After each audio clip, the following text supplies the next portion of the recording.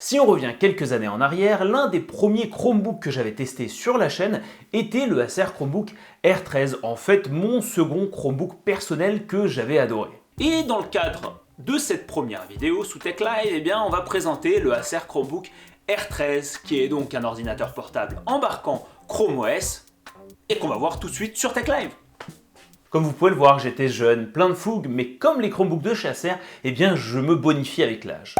Le R du R13 évoquait le côté rotatif, convertible du Chromebook qui est désormais compris au travers du mot Spin chez Acer. Et la marque taïwanaise vient tout juste de sortir le Acer Chromebook Spin 513, le premier Chromebook à embarquer un processeur Qualcomm Snapdragon sur le marché. Et celui-ci semble être une version actualisée du R13 qui fait plaisir à voir. Je suis Fred, bienvenue sur Tech Live.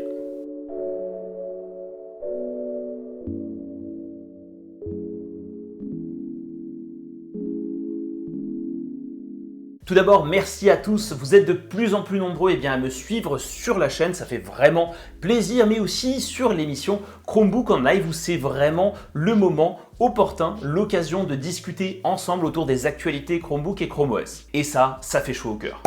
Votre support me motive énormément, c'est super important pour moi. Et si vous n'êtes toujours pas abonné à la chaîne, allez-y, n'attendez plus, c'est gratuit. Revenons à notre mouton du jour, le Acer Chromebook Spin 513 que j'ai pu tester pendant plusieurs semaines. Une des premières choses que j'ai immédiatement remarqué en le saisissant, c'est son poids qui est tout aussi saisissant que la saisie.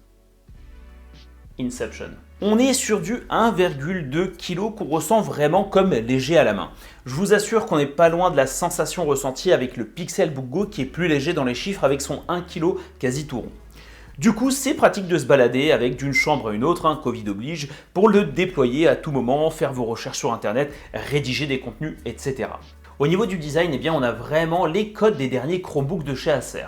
On va retrouver le revêtement alu sur toute la surface, le logo Chromebook qui se montre de plus en plus, deux charnières qui apportent la convertibilité et qui permettent de remonter aussi légèrement le clavier pour de meilleures conditions de frappe. Sur les côtés, on va retrouver également cette illusion de diminution de la surface basse du Chromebook comme sur le Acer Chromebook Spin 713 qui fait partie d'une plus haute gamme.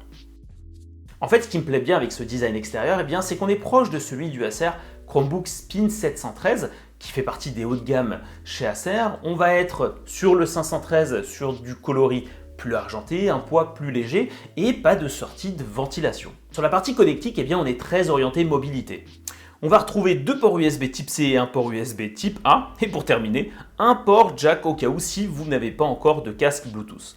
Il va falloir franchir le pas un jour, vous avez de quoi faire en plus sur le marché. Moi personnellement j'utilise des écouteurs Bluetooth sans fil Oki EP-N5, mais dans le cadre professionnel, j'ai un casque Bluetooth de la marque Epos, exactement le modèle Adapt 560 qui propose un confort indéniable pour travailler au quotidien, notamment dans ces périodes un peu difficiles en télétravail. Sur la partie format, on est sur un Chromebook convertible qui propose un écran tactile de 13,3 pouces Full HD IPS avec une disposition 16 neuvième. Les contours sont plus réduits, ça a l'air de devenir un standard du côté des Chromebooks de chez Acer. A noter également qu'il respecte aussi les standards USI et que vous pourrez vous adonner aux joies du dessin, ce qui est encore une chose plutôt positive pour cette gamme de Chromebook. Pour information et pour ceux qui sont à la recherche d'un stylet USI, Acer propose le sien directement sur son store qui est bien évidemment compatible n'importe lequel des Chromebooks à partir du moment où l'écran respecte les standards. L'écran reste confortable, c'est avec plaisir qu'on va consommer du contenu vidéo sur YouTube ou bien sur Netflix. Personnellement, j'ai toujours un petit faible pour les formats 3,5, notamment pour la rédaction d'articles, mais aussi pour les écrans proposant à minima de la QHD qu'on retrouve sur le Acer Chromebook Spin 713. Mais avec le Spin 513, on n'est pas sur le même niveau de produit. Cela dit, l'écran du Spin 513 ainsi que le format sont très plaisants, notamment pour regarder des vidéos en mode tente. Sur la partie clavier, rien de transcendant, on se retrouve avec des touches noires qui font l'affaire et font penser au R13. On notera également l'absence de rétroéclairage sur ce modèle. Le pavé tactile quant à lui est bien mieux fini que sur le R13, encore heureux après tant d'années, avec j'ai l'impression une surface supplémentaire qui vient le rendre plus résistant et également plus lisse. Un environnement clavier pavé tactile plutôt correct, je n'ai pas eu de soucis ou d'inconfort notable, notamment pour rédiger des articles sur chromebooklive.com ou bien des mails, c'est plutôt stable. Sur la partie son, on perd en clarté par rapport au Spin 713, cela dit j'ai l'impression que le volume est plus imposant sur le Spin 513, je vous laisse écouter ça.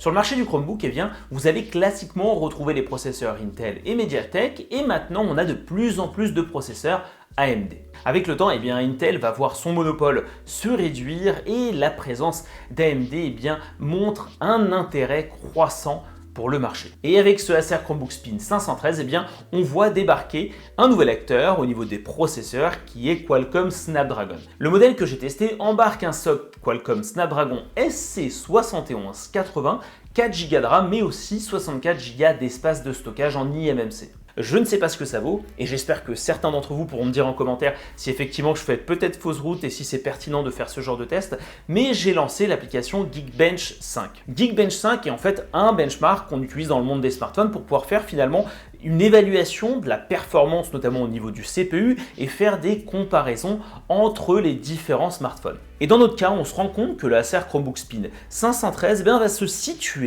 va se battre avec des smartphones vraiment bas de gamme comme le Xiaomi Poco X3, le Samsung Galaxy A71, le Xiaomi Redmi Note 8 Pro et le Xiaomi Redmi Note 7. Pour comparer, j'ai quand même testé Geekbench 5 et sur mon Acer Chromebook Spin 13 qui embarque de l'Intel Core i5 avec 8 Go de RAM.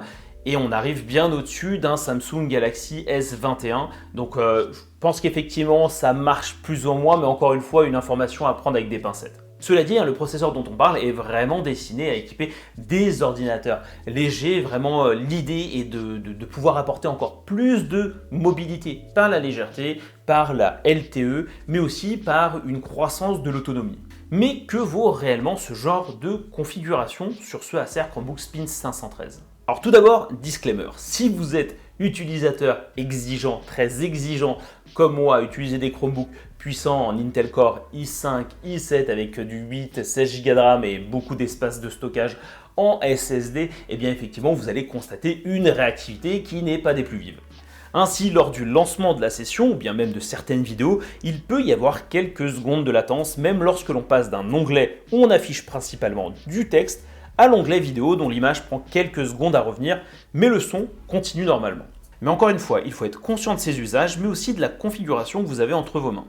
Au niveau de l'ouverture d'onglet Chrome sur des vidéos, sachez que ça reste raisonnable à 10 onglets ouverts, à savoir qu'on a quelques frises sur les vidéos, mais Chrome résiste correctement. Mais par contre, à 15, disons que ça commence vraiment à ramer, on arrive même à des coupures sonores. L'autonomie fait partie des atouts phares de ce Chromebook, elle est annoncée à 13,5-14 heures chez Acer, très probablement en usage web basique. Personnellement, j'ai réussi à atteindre 9h30 en faisant principalement de la navigation sur le web pour les news, de la rédaction de contenu sur chromebooklive.com, de la retouche d'images sur Photopea, mais j'ai également regardé environ plus d'1 heure de vidéos sur YouTube, ce qui prend quand même pas mal d'énergie. Alors pour être franc avec vous, j'ai vraiment listé toutes les tâches ainsi que le temps qui a été accordé et je pense que sans cette partie vidéo, on peut facilement atteindre 10-11 heures. De par son poids plutôt léger, j'ai adoré le transporter et l'utiliser en mode présentation pour remplacer mon téléviseur.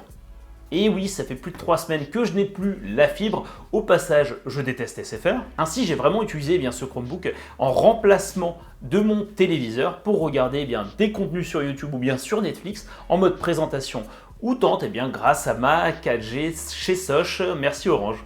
Du côté du jeu vidéo, disons que l'expérience reste plutôt correcte sur certains jeux provenant du Play Store. Sur Asphalt 9, il y a des situations, il y a des baisses de framerate à partir du moment où trop d'éléments ou d'animations se battent en duel, mais c'est jouable. Et sur PUBG, c'est plutôt fluide, on a surtout des problèmes de rafraîchissement de map, mais on arrive à bouger facilement et à tuer des gens quand on est fort.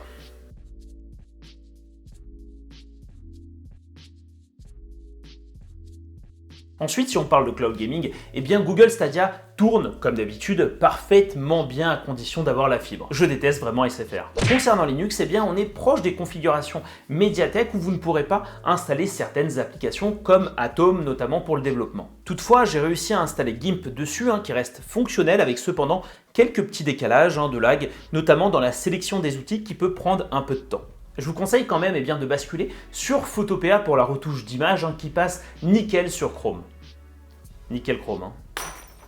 Pour terminer, je dirais que ce Acer Chromebook Spin 513 s'adresse aux personnes qui veulent démarrer l'aventure dans le monde merveilleux des Chromebooks et qui ont des usages principalement orientés web. Ce modèle permet de profiter du Google Play Store, cependant sur des applications un peu plus gourmandes, il pourrait avoir du mal à suivre. Ainsi, avec ce Chromebook, vous trouverez votre bonheur dans la création de contenu sur le web, la consommation de vidéos et pourquoi pas du travail à distance en visioconférence. Concernant le prix et les disponibilités, vous pourrez retrouver le Acer Chromebook Spin 513 chez Boulanger. Vous sentez la blague avec la baguette ?